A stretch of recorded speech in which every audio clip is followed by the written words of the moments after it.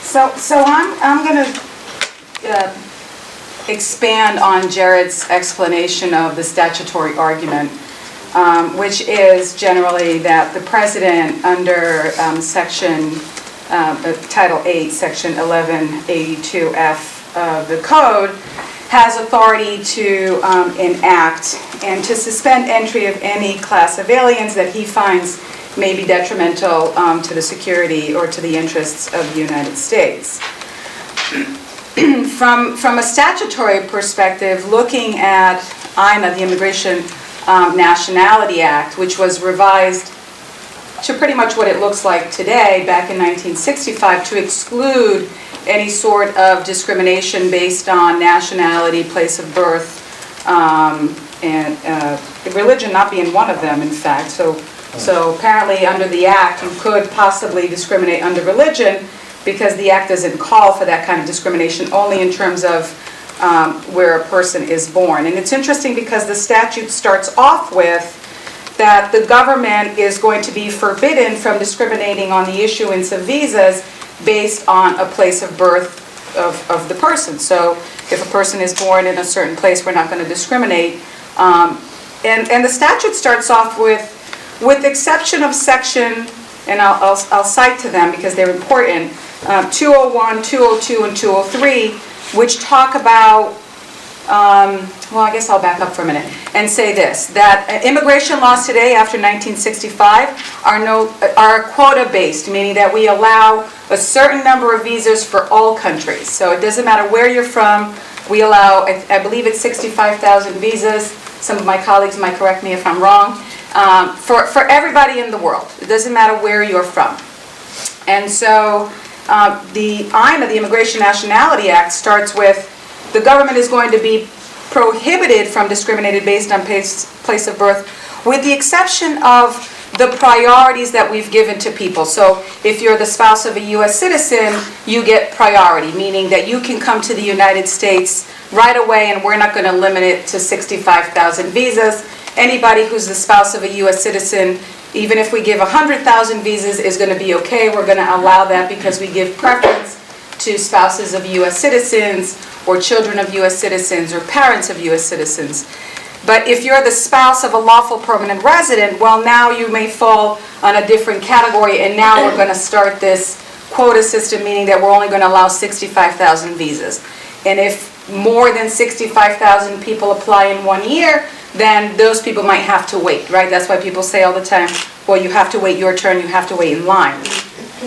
So the discrimination clause, right, which is the very first section in INA, says you're not going to discriminate based on place of birth, with the exception of the people that are classified in these other sections, 201, 202, and 203, which strictly talks about what's your relationship status to the person applying for you, or what's your employment status, right? So if you're an extraordinary researcher, for example, we give those people top priority. But if you're the supervisor at a restaurant, you know, we're not going to give you priority like we're going to give an extraordinary researcher. Same for families.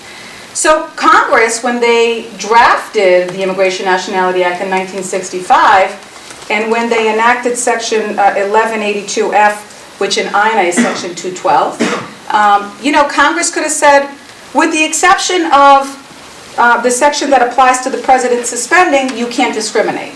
But it doesn't say that. Right? The INA at 1152 starts off with saying you can't discriminate, period.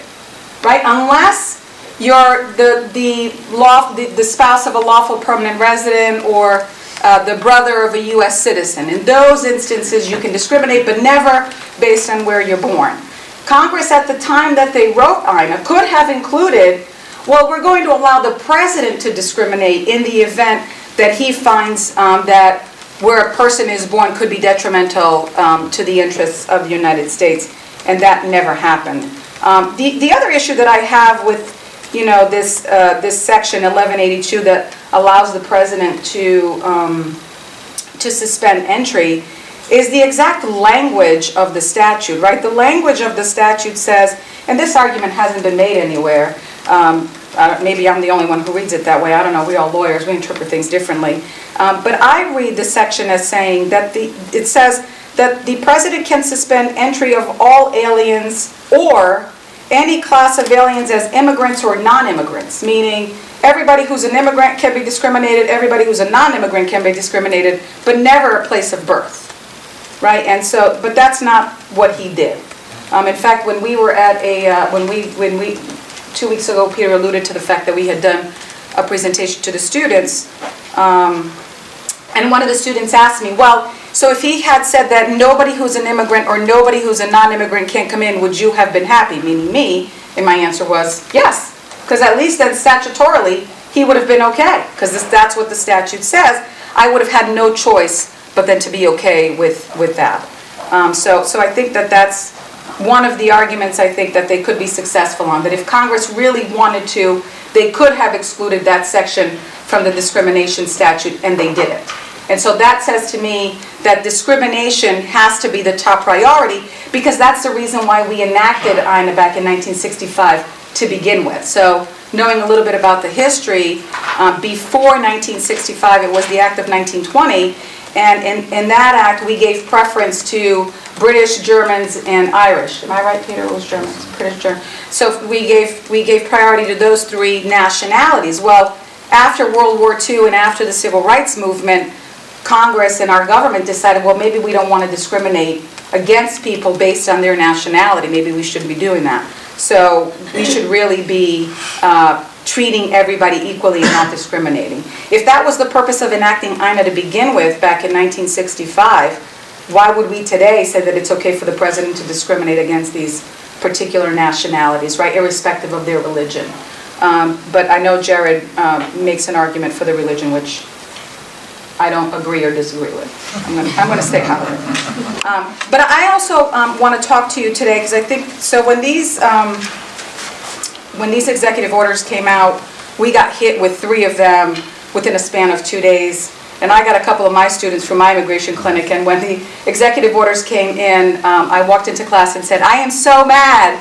And so the students thought I was mad at them, but that wasn't it. I was just mad at the executive orders. So the executive order, so the 2 other executive orders that I just want to touch on today, one of them is the Enhancing Public Safety in the Interior, and the other one is Border Security and Immigration Enforcement Improvements. That's what these orders are called. So the Border Security and Immigration Enforcement Improvements is the building of the wall, right? We're going to build a wall, and basically what that order says is we're going to build a wall, we're going to design a wall, we're going to find money to fund the wall, and while we're at it, we're going to hire 10,000 ICE officers to man the wall, and we're going to make sure we find money for that. And the order also says that we're going to detain everybody who comes in. So if you're at the border, we're going to detain everybody. Where prior to this administration, what a lot of what the government was doing under the Obama administration, which was to field people, right? Kind of have an interview process with them, and then figure out, okay, well, should we be detaining you? Can we let you in? And be under what they called an order of release. Meaning, we're going to allow you to come into the United States, but we're going to have you report to ICE, Immigration Customs Enforcement, and then they're going to see you every week, just to make sure that you're in fact complying with what needs to be done, and that you're going to appear at your immigration appointment, your court hearing, when the time comes. Under this new executive order, we are no longer going to do that. We are going to detain everyone. In fact, under this order, it calls for more detention facilities, which are generally privately funded prisons, not a nice detention facility as it sounds.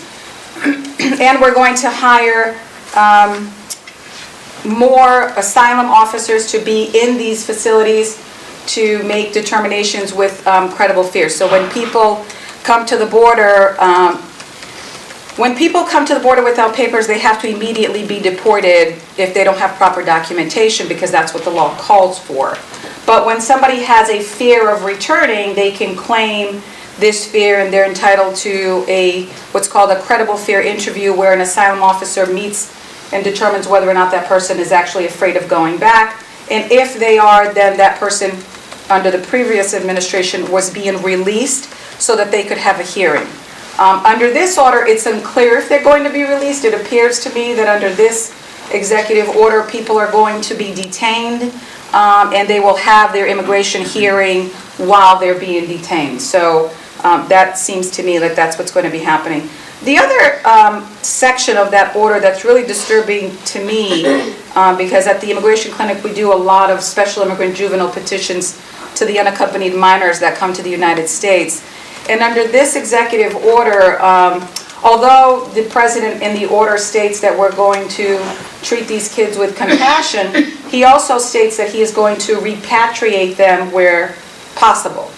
And my question in my mind is, when is that possible? Since they're coming unaccompanied without a parent, how is that determination going to be made? What's the grid that they're going to use to determine when repatriation of a minor who came into the United States unaccompanied is possible? So that's a bit disturbing to me as a practitioner, because I just don't, there's nothing in the order that tells me exactly how they're going to make that decision. So that's the border security, which is what we call, right, the wall executive order. But then, and more importantly, now we're seeing a lot, and I don't know if you've heard, there are 6 states where raids have occurred. Raids are when ICE goes into a facility without knowing who's there, other than to knowing that there are undocumented people living there. The 6 states are California, New York, Illinois, South Carolina, North Carolina, and Georgia. And there have been many more states where there have been arrests. And in fact, I know of at least a couple of people in the state of Rhode Island who were on these orders of release, meaning they came in undocumented, were released and able to go to an ICE appointment, and were going weekly, regularly.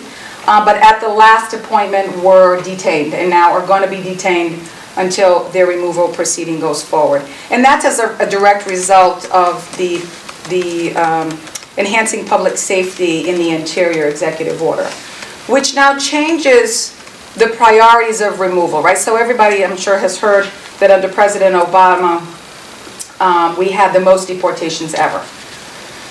But his priority enforcement was very different than the enforcement priorities under this new order. So under this new order, we are now not only going to be deporting everybody who's ever committed a crime, we are now going to be giving priority to people who may have committed the acts of a crime who have not been charged with the crime. So to the extent that the immigration officer believes that this person has committed a crime and the essential elements of the crime have been committed, we are now going to make that person's deportation an enforcement, a priority, excuse me. And so now we're going to, more likely than not, detain them, because under this order, the main thing is not only deporting people, but also who's going to be detained, right? So the priorities then are criminal aliens, which I would imagine most of us here would agree with, right? Criminal aliens should be a priority, but when we think about that, and under the Obama administration, criminal aliens meant people who had committed crimes involving moral turpitude, drug-related offenses, crimes of violence, what we term as aggravated felonies, so very serious fraud charges or prostitution or weapons charges, that kind of thing. Criminal aliens now is defined as just about anybody who's committed any crime, all minor as it may be. So for example, in Rhode Island, before 2016, operating without a license was a crime. So if you have an operating without a license, you have now just become an enforcement priority. And it is very likely that you will be picked up and detained as a result of this new enforcement, this new executive order. People who have been charged with a crime. So if no conviction has occurred and that person's in the middle of their criminal case, are now also going to be an enforcement priority. So now we're going to make sure that we hold those people. People who are engaged in fraud or misrepresentation to any government agency, certainly people who are subject to final orders of removal. We're already seeing those arrests going on throughout the nation. and of course people who are a threat to the national security in the judgment of the immigration officer. So if the immigration officer believes that the foreign national is a threat to national security or public safety, then that person has now become a priority and will likely be detained. Unlike, I think, the executive order that Peter and Jared have talked to, there's no question that the President, the Attorney General, has authority to make these priority enforcement determinations, right? So that's not reviewable by a court either. So people coming into the United States can and must be detained under the executive order, and that's not reviewable. No court can look at that. Statute says that that's a decision that the Attorney General makes, and that's done. The only time that custody and bond determinations can be made are for those people that are already in the United States and have been here for a period of time, and then they can ask for review of custody determinations. So these executive orders are alarming to me because a lot of it seems to be subjective of whatever the immigration officer believes may have occurred, either in terms of a crime or whether or not that person is a person who is a threat to the national security or public interest. And I don't believe that this particular executive order is going to be anywhere near or similar to the refugee executive order, in as much as that there could be a lawsuit that could be winnable. I mean, I don't see how, since the statute seems pretty clear that the President and the Attorney General's office has authority to do this. So I don't know if you guys want to add anything.